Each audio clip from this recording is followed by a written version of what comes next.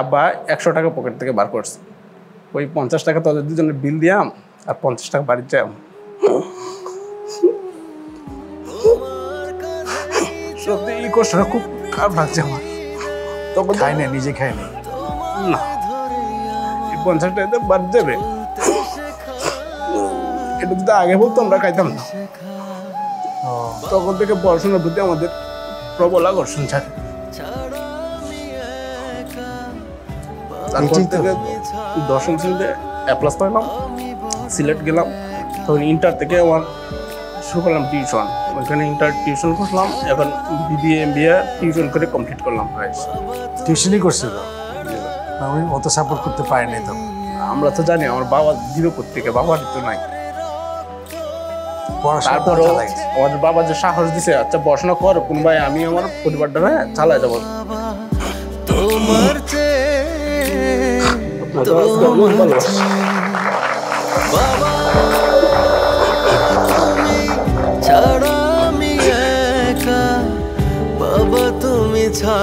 গর্বিত বাবা মোহাম্মদ শফিকুল ইসলাম, তাকে এখন মঞ্চে ডেকে নিই। তুমি ছাড়া আমি একা, বাবা তুমি ছাড়া আমি একা, বাবা তুমি ছাড়া আমি বড় একা, বাবা। সুনামগঞ্জ ধর্মভাষা থানা আমার। সুনামগঞ্জ? জি, মানে সিলেটের যেটা সুনামগঞ্জ। সিলেট সুনামগঞ্জ। ওইখানে হাওড় টাওয়ার না জায়গা বেশি পানি বলে হাওয়ারি, আমাদের এলাকা বাড়ি এলাকা তো, হ্যাঁ শুধু খালি হাওয়ার হাওয়ারি হাওড় হাওয়ারি হাওয়া। তো ওখানে চাষ করবেন কত? পানি তো পানি তো শুকায় যায় সারা বছরে, একবার শুকায়। আমাদের দেশে মনে করেন এই বছরে একটা ফসল, একটা ফসল। জি। আচ্ছা, তো সেই একটা ফসল কি আপনি কি নিজের জমিতে করেন না? আমার নিজের জমি কোনো নাই, আমার অল্প কিছু আছে জমি। জি না, আমি বর্গা চাষি করি, বর্গা আর একজনের জমি রাখিয়া আমি নিজে খাইটা করি। তারপরে অর্ধেক ধান আমাকে দেয়, তো এইগুলা দিয়ে আমি একবার চলি। আর এই যে বর্গা চাষিতে আপনি করছেন, সারা বছরে একবার মাত্র ফসল হচ্ছে, তাদেরকে আপনার পোষায় যাচ্ছে? পোষার নেই তো, সারা বছরের ফসল একটা হয়। আর বর্ষার সিজনে আমাদের এলাকায় কিছু মাছ ধরিয়া হাওয়ারে গিয়া ধরিয়া এই ইনকাম করিয়া একবার চলিয়া এভাবে দিন যায়। যখন আমাদের রাত দিন নাই, আমাদের খাটতেই হয়। আমার তো কোনো আর অত সময় নিজের যখন নাই, তখন মনে হয় বৃষ্টিতেও ভিজি, রোদে শুকাই। এরমভাবে যখন আমার ছেলে মেয়েরা যাদের মেধা, তখন যখন আমার শক্তি এমনিতেই বাড়িয়ে গেল, তখন মনে একটা সাহস হইল। আমাদের এলাকা তো অনেকেই আমাকে সাহস দিছে যে তোমাদের ছেলে ভালো রেজাল্ট করবে, একদিন তোমার স্বপ্ন পূর্ণ হবে। শুনতে পেলাম নাকি আপনি মাঝে মাঝে রিক্সাও চালাইছেন নাকি? জি, আমি সুনামগঞ্জ সিলেট গিয়েও আমি রিক্সা চালাইছি। ওটা কি মোটর দিয়ে রিক্সা নাকি নর্মাল রিক্সা? না, নর্মাল। অনেক শক্তি লাগে তো। জি। আপনার ছেলে মেয়ে কয়জন? 5 ছেলে। 5 ছেলে? জি। আর 1 মেয়ে? 1 মেয়ে।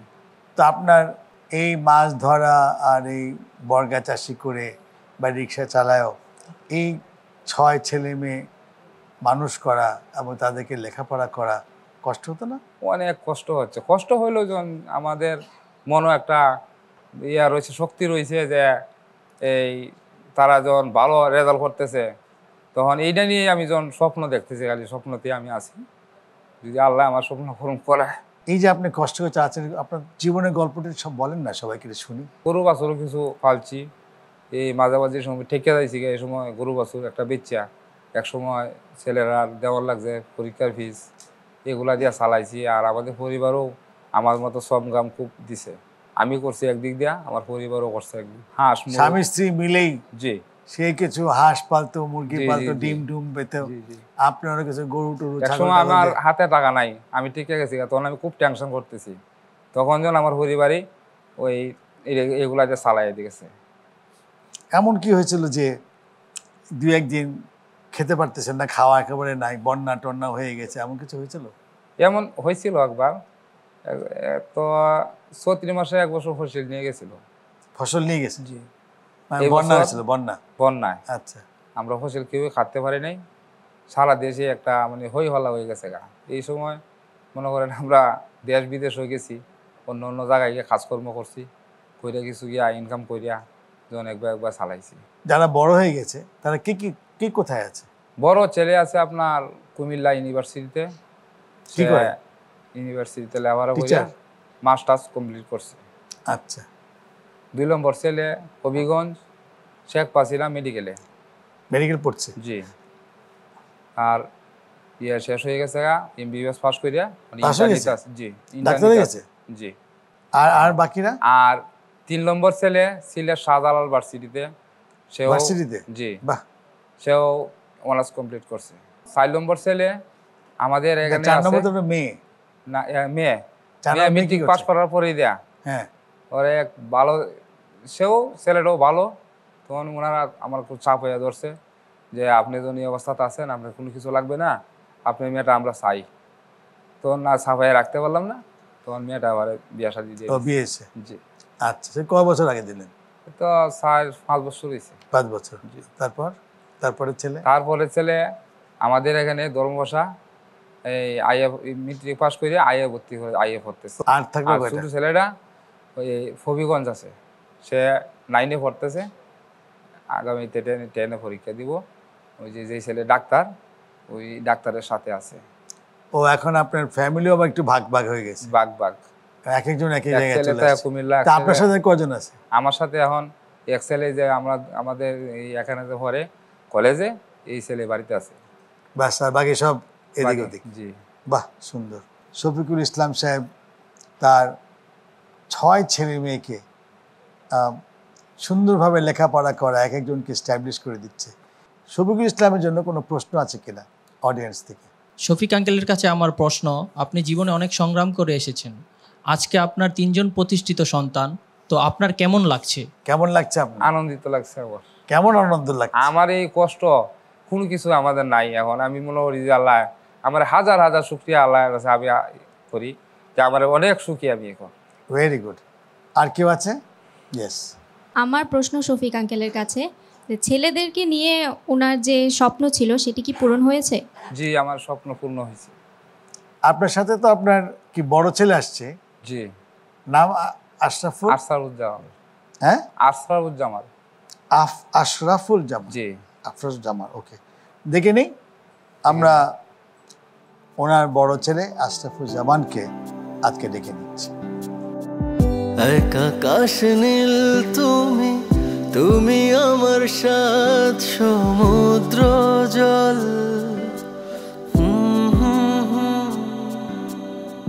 তুমি আমার বট বৃক্ষ, তোমার ছায়ায় আমি সুশীতল। গর্বিত পিতার সুযোগ্য সন্তান, তাদের মধ্যে একজনকে আমরা পেয়েছি। তুমি কি বড় ভাই? স্যার, আমি ফ্যামিলির বড় সন্তান। সবচেয়ে বড়? তো দেখে তো ছোট ছোটই লাগছে। তো তোমরা কয় ভাই বোন? আমরা 5 ভাই 1 বোন, আমি সবার বড়। সবার বড়? জি। তো তোমার দায়িত্ব তো সবচেয়ে বেশি নাকি? জি স্যার। তো কোথায় আছো, কি করছো? আমি কুমিল্লা বিশ্ববিদ্যালয় থেকে অ্যাকাউন্টিং ডিপার্টমেন্ট থেকে আর এমবিএ কমপ্লিট হয়েছে আমার। 30 তারিখ ডিফেন্স। তো যাবে কোথায়, কি করবে এরপরে? আমার টার্গেট বাংলাদেশ ব্যাংকে। ও, ব্যাংকে যাবা? অ্যাকাউন্টিং করেছো? জি স্যার। আচ্ছা, থ্যাংকস, ঠিকই আছে। তো তোমরা কি বুঝতে পারতে যে তোমার বাবা এত কষ্ট করছে? স্যার, সেই ছোটোবেলা থেকে মানে আমাদের ফাইন্যান্সিয়াল অবস্থা একবার করুণ কাহিনী আর কি। আমরা এটার সাথে সরাসরি ইনভলভ, মানে সরাসরি? জি স্যার। আমরা প্রাইমারি থাকতেই বাবার সাথে আমরা কাজ করতাম কোথায় কাজ করতে? জমিতে।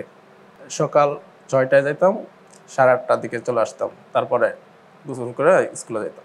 এই যে তোমরা যে আস্তে আস্তে আজকে লেখাপড়া শেষ করলে, কোনো বাধা বা কোনো সময় সমস্যা হয়েছিল যে তোমার টাকা লাগবে, বাবা দিতে পারছে না, বা এখন পরীক্ষার ফিস দিতে হবে, বা এরকম কিছু একটা সমস্যা? কেন জানি আমাদের সবার মধ্যেই বাবার এই ফাইন্যান্সিয়াল অবস্থাটা আমরা বুঝতে পারতাম। তখন আমরা ক্লাস যখন 3-4-এ থাকতাম, তখন আমরা জালি আছে, আমরা এটার নাম কয় টেলা জালি, আমরা টেলায় মাছ মারতাম আর কি। প্রায় সময় মাছ বিক্রি করে আমরা খাতা কলম নিজেরা সংগ্রহ। ও, নিজেরা প্রথম থেকে কিছু কিছু আর্নিং করতে ফেলতে? আচ্ছা, বাবাকেও সাহায্য হতো, নিজেদের সাহায্য হতো। আচ্ছা, খুব সুন্দর। তোমার বাবাকে তুমি দেখছো অনেক কষ্ট করতে, কোনো একটা কিছু মনে পড়ছে যে তুমি তাকে দেখছো? সেই ছোটোবেলা থেকেই যখন আমরা কাজ করি, যখন ক্লাস 4 যখন মোটামুটি আমরা কাজ পারি, 3 ভাই কাজ পারি মোটামুটি, তখন আব্বা আর আমরা 3 ভাই প্রায় সময় আমরা চুক্তিতে কাজ করতাম। চুক্তিতে কাজ করলে না আমরা মানে একটা আমাদের যখন নির্দিষ্ট সময়, ওই সময়ের আগে আমরা মানে একবারে দূরে চলে যাইতাম। তার সময় ওই সময় কাজ কমপ্লিট করে আমরা স্কুলের আগে আব্বার কাছ থেকে ছুটি নিয়ে আমরা স্কুলে চলে যেতাম, এমন সময় আছে।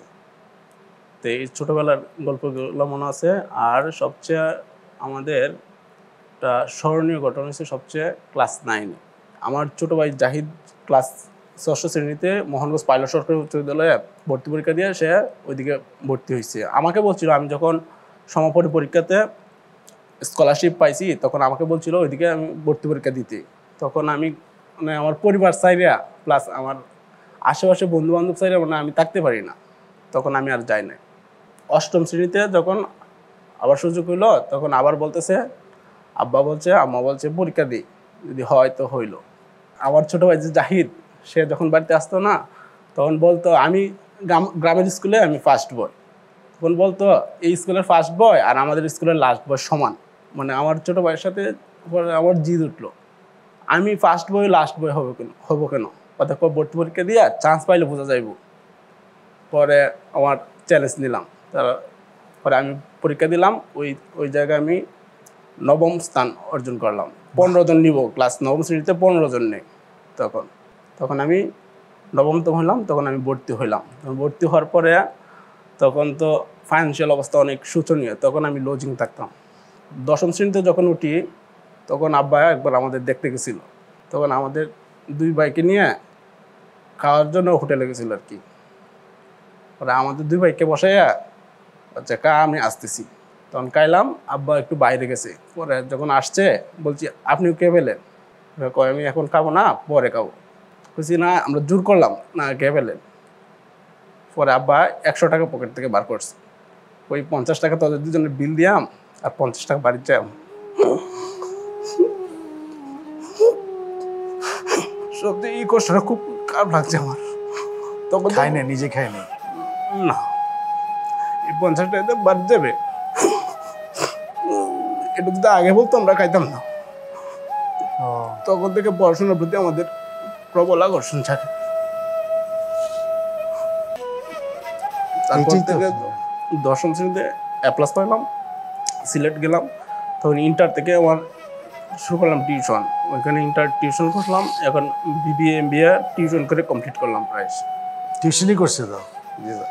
আমি অত সাপোর্ট করতে পারি নাই তখন। আমরা তো জানি আমার বাবা দিবে কোত্থেকে, বাবারই তো নাই। পড়াশোনা চালাই গেছে। আমাদের বাবা যে সাহস দিছে, আচ্ছা পড়াশোনা কর কোনো ভাই, আমি আমার পরিবারটা চালায় যাবো, যতটুকু পারে সাপোর্ট করবো। মনে করি এই যে তুমি তো বড় হয়ে গেলে, তুমি তো বড় ছেলে, তাই না? বাবার কষ্ট দেখছো, অনেক সময় তো বাবার সাথে একসাথে খাওয়া দাওয়া করছো বা অনেক সময় দূরেও থাকছো। এমন কোনো কিছু আছে যে বাবাকে বলতে চেয়েছো কিন্তু বলতে পারো নাই, আজকে কি বলতে চাও সবার সামনে? বাবাকে তো এখনো মানে সরাসরি বলা হয় না। বাবাকে আমি অনেক পছন্দ করি, আমরা 3 ভাই। আমরা মানে বাবার যে কতটুকু ভালোবাসি এটা মানে সরাসরি বলা হয় না। আজকে বলতে পারো? তোমার কাঁধেই চড়ে পৃথিবী অনেক ভালোবাসি। তোমায় ধরে আমার চলতে শেখা, কখনো মুখ ফুটে বলা হয় না। আজকে বস, সবাই দেখছে, দুনিয়ার মানুষ দেখছে, এটাই তো ভালোবাসা। অনেক সময় হয়তো মুখ ফুটে বলা হয় না, বাবাকেও তোমাদের সেবা তো মুখ ফুটে বলে না, কিন্তু আজকে পৃথিবী জানে যে উনি কেন গর্বিত বাবা, তোমাদের জন্যই গর্বিত বাবা। তোমরা আজকে ভালো করেছো বলে কিন্তু আজকে উনি গর্বিত বাবা। অনেকে তো অনেক চাষাবাদ করে, অনেকে তো ফার্মিং করে, কই তাদের বাচ্চারা তো এত ভালো জায়গায় যাচ্ছে না? তোমার বাবার দোয়া আছে, মায়ের দোয়া আছে, তোমরা নিজেরা এক হয়ে আছো, সেটা তো তোমাদের সংসারের জন্য খুব ভালো হয়েছে। দোয়া করবেন। আমার বাবা বলছে স্বপ্ন পূরণ হয়েছে। আমার বাবার স্বপ্ন এখনো পূরণ হয় না, স্বপ্ন পূরণ হওয়ার পথে। আমরা যখন প্রতিষ্ঠিত হব, বাবাকে সুখ দিতে পারবো, আর আমার এসে চলতে পারবে, বাবা যখন জুতার খোলা লাগবে না, সেদিন বাবার স্বপ্ন পূরণ হবে আমাদের। আমি তোমার বাবাকে প্রশ্ন করেছিলাম যে তোমরা প্রতিষ্ঠিত হলে উনি কি আর চাষাবাদ করবেন? উনি তো বলেন না, আমি করেই যাব। তোমরা কি চাও? আমরা চাই বাবাকে সুখ দিতে একটু। বাবা তো অনেক পরিশ্রম করছে, আর কত। তোমার বাবার কাছে শুনলাম যে উনি যেমন একদিকে কাজ করে গেছেন, ওনার পরিবার মানে তোমার মা, উনিও কিন্তু সাথে সাথে কিছু কিছু বিজনেস অ্যাক্টিভিটি করেছেন, যেমন মুরগির খামার করেছেন, হাঁসের খামার করেছেন, এবং সে কিন্তু কিছু কিছু সংসারের জন্য উনি ঢেলেছেন। বিক্রি করে। তো শুনলাম নাকি উনি আমাদের স্টুডিওতেই আছেন, তো একটু ওনার থেকে এটা শুনে আসি। আমার 5 ছেলে 1 মেয়ে, এই 6টি ছেলে মেয়ে আমার স্বপ্ন। আমার শ্বশুর খুব ভালো মানুষ আসলেন, আমার কারিজা করিয়া 10 শতাংশ জায়গা দিছিলেন বাড়ি, সেই বাড়িটা বিক্রি করছি, যে বলা পাইলট আমার 3 ছেলেরে ভর্তি করি। আমার শ্বশুর আজকে নাইগে বাচ্চা থাকলে এই জায়গায় আসতে পারতো। বিরাট আমার শ্বশুর আসলেন, আমরা লাগে দরদি আসলেন। তো আপনারা সকলে দোয়া করবেন আমার স্যারাইনের জন্য, আপনারা সেবা দিতে হারে। আর আজকে আমার স্যারাইনের লাগে এই মঞ্চাতে আমরা আসতে পারছি। আমি তো মূর্খ, আমার স্বামীও মূর্খ, আমরা যেন এই জায়গায় আসবাম আমরা কোনো স্বপ্নে কল্পনায় আসিনি। আর আমাদের গ্রাম খুব অসহায়, হত দরিদ্র। এই যে ছেলে মেয়েরে মানুষ করবেন, নৌকা ছাড়া রাস্তা নাই, গ্রামে একটা স্কুল নাই, 3টা গ্রাম এক পাশাপাশি, 3টা গ্রাম একটা স্কুল নাই, মাদ্রাসা নাই, পড়ালে আর কোনো সুযোগ নাই। তখন আমার স্যারেন রে যেবেলা পড়াই, বিদ্যুতের আলু নাই, মোমের বাতি আনিয়া আমি গোসি মানাইয়া, গোসি বিক্রি করিয়া, হাঁস মুরগি ফাইলিয়া, ডিম বিক্রি করিয়া আমি মোমের বাতি দেরি দিতেছি। রাত্রে দিনে 24 ঘন্টা স্যারেন রে পিছে পিছে তারার কেজমত আমাদের এলাকায় কিভাবে পড়ালেখা করাইতাম, কিভাবে স্কুল আগায় লইয়ে যাইতাম, কিভাবে আনতাম, কিভাবে এই খাওয়ানোর বেলা খাওয়ান দিতাম, এক বেলা খাওয়ান দিতাম, আরেক বেলা বুঝাইয়া রাখছি তোমার বাপে আনবো নে, খাইবা নে, তোমরা পড়ো, তোমরা পড়লে বড় হইবা, এই আল্লাহর বাসি তোমরা বাড়ি চাইয়ে থাকবো। তো ওহন আল্লাহ রহমতে এই স্বপ্নটা আল্লাহ পূর্ণ করবেন। তা আপনার মনের মতো হয়েছে আপনার ছেলে মেয়েরা? আমার মনের মতন হয়েছে, আমার আর দুঃখ নাই। আজকে যদি আমি মৃত্যু হই, আমার রুহুটা হাহা করে আসবে। বাহ, সুন্দর। আসসালামু আলাইকুম। অনেক অনেক ধন্যবাদ আপনাকে। গর্বিত বাবা শফিকুল ইসলাম সাহেব, আপনার সাথে কথা হলো, আপনার এক ছেলেকে পেলাম, আমরা বড় ছেলেকে পেলাম, আপনার আরও 2 ছেলে আছে, তারাও কিন্তু একজন ডাক্তার, একজন প্রযুক্তি বিশ্ববিদ্যালয়ে এখনও লেখাপড়া করছে, বিজ্ঞান ও প্রযুক্তি বিশ্ববিদ্যালয়ে। তো তাদের যে অনুভূতি আপনাকে নিয়ে, আপনার সংসার নিয়ে, সেটা আমরা চলুন এবিতে একটু দেখে আসি। প্রত্যেকটা সন্তানের কাছে মানে বাবা মাই হচ্ছে দুনিয়ার শ্রেষ্ঠ সম্পদ। এই শ্রেষ্ঠ সম্পদ যতদিন আছে মানে সে সবচেয়ে পৃথিবীর মানে বুকে সবচেয়ে বেশি সে খুশি, সবচেয়ে বেশি সুখী, সবচেয়ে বেশি হ্যাপি। আমার বাবা মা সম্পর্কে যদি আমি বলি, আমার বাবা হচ্ছে কোনো প্রাতিষ্ঠানিক কোনো শিক্ষা উনি হচ্ছে গ্রহণ করতে পারেন নাই, বাট হচ্ছে ওনার যে বাস্তবমুখী যে শিক্ষা এবং এই বাস্তবমুখী শিক্ষা হচ্ছে আমাদের কাছে একটা আদর্শ। আমার মানে বাবা আছে মানে হচ্ছে আমার সব কিছু আছে। আমার মানে বাবা সাপোর্টই হচ্ছে আমাদের সবচেয়ে বড় মানে সাহস ছিল আর কি। মানে যদি কোনো সন্তান যদি হচ্ছে বাবা আছে এই জিনিসটা যদি না বুঝতে পারে বা না চিনে, আসলে সে জীবনে কিছুই অর্জন করে নাই। সে আমাদের বাবা আমাদের মানে হচ্ছে বটবৃক্ষ হিসেবে কাজ করলে, আমার মা হচ্ছে সেই বটবৃক্ষের পরিচর্যাকারী এবং হচ্ছে আমার মা সবসময় আমার বাবাকে সাপোর্ট দিতেন। বাবা যদি কোনো সময় হতাশ হয়ে যেতেন বা হচ্ছে অনেক টেনশন কাজ করে, আমার মা হচ্ছে সবসময় পাশে থেকে বাবাকে সাপোর্ট দিতেন যে হচ্ছে আশা রাখো, হ্যাঁ ওরা ভালো করবে, হ্যাঁ ওরা চেষ্টা করতেছে, সব কিছুই আর কি। আমার মা একটা শর্ত দিয়েছিল যে তুমি যদি চান্স পাও তাহলে আমার জন্য 300 টাকায় একটা মানে 300 টাকার ভিতরে একটা তুমি চুলের বেনি নিয়ে আসবা। তখন হচ্ছে ওই সময় আমি চুলের মানে বেনিটা কিনে আনি এবং হচ্ছে 150 টাকার ভিতরে মিষ্টি নিয়ে আসি। আমার এলাকাবাসী সবাই খুশি হয়েছিল। তারপর হচ্ছে আমি চান্স পেলাম, মেডিকেলের চান্স পেলাম। আমার ছোটো ভাই বড় ভাই 2জন হচ্ছে ভর্তি পরীক্ষা দিল। ছোটো ভাই হচ্ছে শাহজালাল বিশ্ববিদ্যালয়ে চান্স পায়, বড় ভাই হচ্ছে কুমিল্লা বিশ্ববিদ্যালয়ে চান্স পায়। চান্স পাইছি আমরা 3 ভাই একসাথে। মোটামুটি সবাই আনন্দ খুশি, পরিবারের সবাই খুশি, এলাকাবাসীও খুশি, পাড়া প্রতিবেশী সবাই খুশি। কিন্তু হচ্ছে সময় যত যাচ্ছিল যে এখন তো ভর্তি হইতে হবে, ভর্তি হওয়ার জন্য 3 জনে হচ্ছে মানে পাবলিক বিশ্ববিদ্যালয়ে ভর্তি হওয়া বা মেডিকেলে ভর্তি হওয়ার জন্য 3 জনের মিনিমাম হচ্ছে 25 থেকে 30 হাজার টাকা দরকার।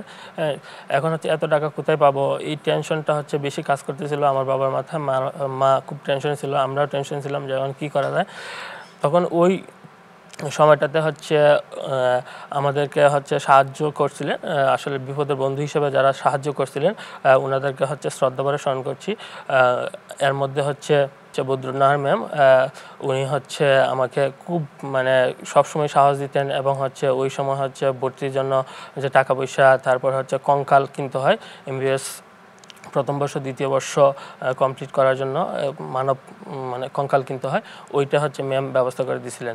এবং হচ্ছে আমার ভর্তির জন্য হচ্ছে এককালীন কিছু টাকা দিয়ে সাহায্য করেছিলেন আমাদের তখন মাননীয় MP মহোদয় মোয়াজ্জেম হোসেন রতন, তার সুনামগঞ্জের বিশিষ্ট কয়েকজন মানুষ যাদেরকে আমি শ্রদ্ধাভরে স্মরণ করছি, পঙ্কজ দাদা, শাহিন ভাই, বিন্দু তালুকদার দাদা, তারপর হচ্ছে মানে হাফিজুর রহমান ভাই, ডাক্তার নুরুল ইসলাম ভাই, ডাক্তার সৈকত দাস দাদা, তানবীর হাসান ভাই, তারপর হচ্ছে দুইজন উচ্চপদস্থ পুলিশ কর্মকর্তা, ওনারা আমাকে হচ্ছে সাহায্য করেছিলেন এককালীন ভর্তির সময়। এবং তখন হচ্ছে ভর্তি হই আমরা, ভর্তি হওয়ার পরে হচ্ছে পড়াশোনা চালাইতে হবে, ওই পড়াশোনা কন্টিনিউ করার জন্য আমার এক ম্যামের মাধ্যমে, বদরুন্নাহার ম্যামের মাধ্যমে হচ্ছে ওনার ফুফাতো ভাই স্যারকে আমি সবসময় মিস করি, মানে স্যার হচ্ছে আমার আদর্শ, স্যারের মাধ্যমে হচ্ছে আমি একটা স্কলারশিপ পাই।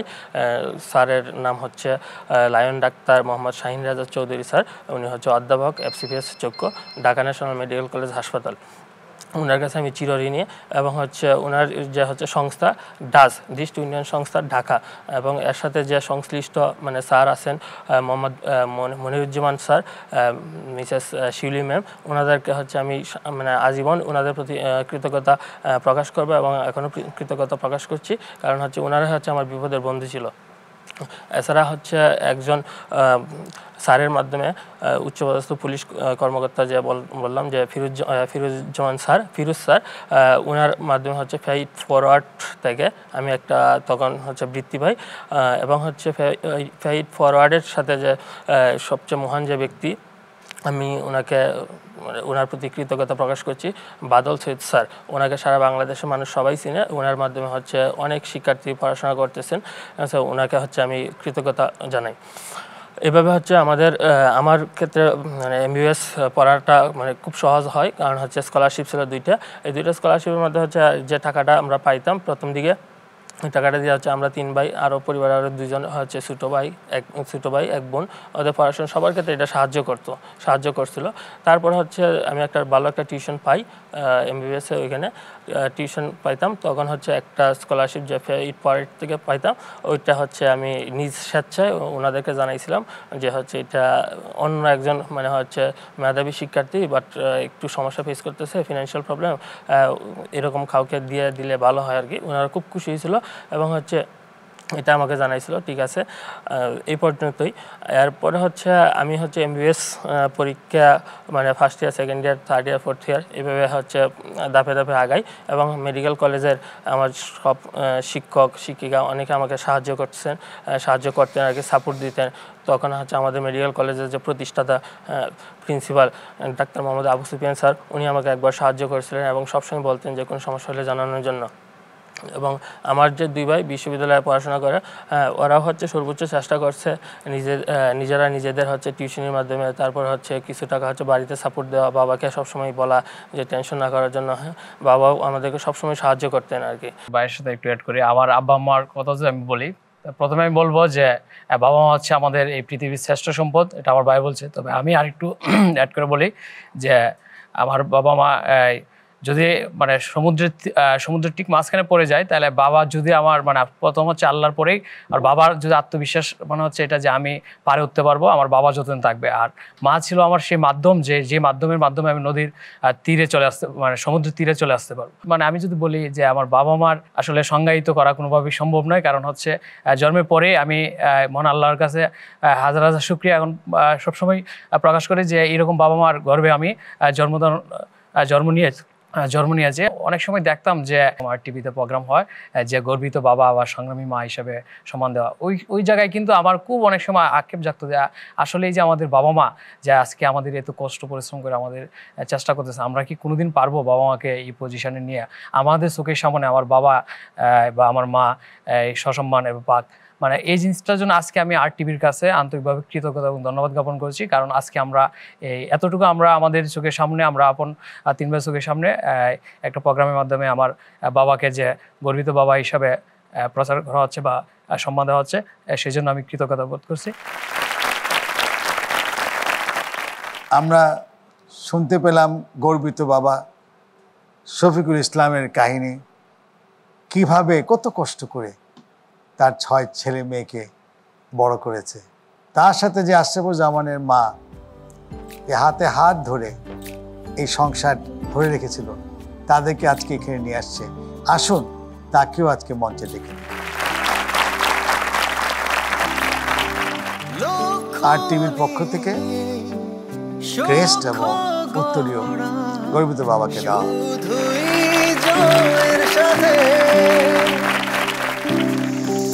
কঠিনের আজ করেছি সহজ তুমি প্রেরণাতে, তোমার রক্ত বইছে দেহে, কেউ নেই প্রিয় বাবা তোমার চেয়ে। এই যে আপনার 6 ছেলে মেয়েকে আপনি আজকে বড় করেছেন এত কষ্ট করে, নৌকা বেয়ে, রিক্সা চালায়, ধান খেলে আপনার পরিবারকে সাথে নিয়ে দেখে বড় করেছেন। আজকে দর্শকের উদ্দেশ্যে আপনার মুখ থেকে আমরা কিছু শুনতে চাই।